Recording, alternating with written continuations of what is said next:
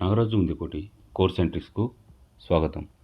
ఈ వీడియోలో శివాజీ అష్టప్రధానులు కోడ్ రూపంలో చేయడం జరిగింది.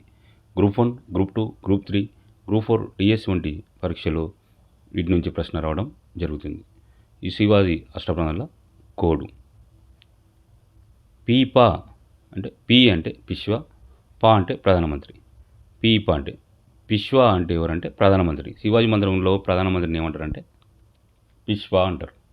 అమ్మ అర్థించింది, అమాత్యుడు మజుందర్ ఆర్థిక మంత్రి. అమాత్యుడు మజుందర్ ఆర్థిక మంత్రి. సచిన్ సమోసా. సచిన్ అంటే సచిన్, సమోసా అంటే సమాచార వ్యవహారాల మంత్రి. ఈ విధంగా మీరు గుర్తుపెట్టుకోవాలి. పిశ్వ అంటే ప్రధానమంత్రి, అమాత్యుడు మజుందర్ అంటే ఆర్థిక మంత్రి, సచిన్ అంటే సమాచార వ్యవహారాల మంత్రి అని మీరు గుర్తుపెట్టుకోండి. మంత్రి సద్ది. మంత్రి అంటే మంత్రి, సద్ది అంటే స్వదేశీ వ్యవహారాల మంత్రి. మంత్రి స్వదేశీ వ్యవహారాల మంత్రిని ఏమంటే మంత్రి అంటారు.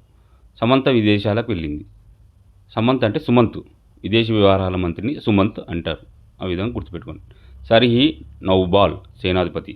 సర్హీ నౌబాల్ సైనిక మంత్రి అంటే సర్ సైన్ చేశాడు, సార్ సైన్ చేశాడంటే సర్హీ నౌబాల్ సేనాధిపతి సైనిక మంత్రి.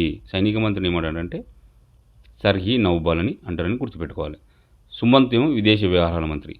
సుమంత్ అది విదేశాలకు వెళ్ళిందని కదా, అట్లా గుర్తుపెట్టుకోండి.